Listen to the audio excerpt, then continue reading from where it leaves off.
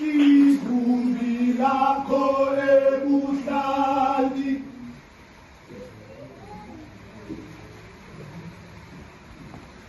likhala ibungane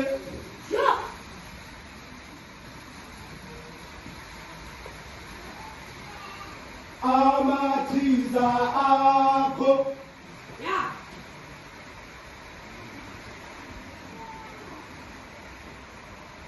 asemanga makelebhu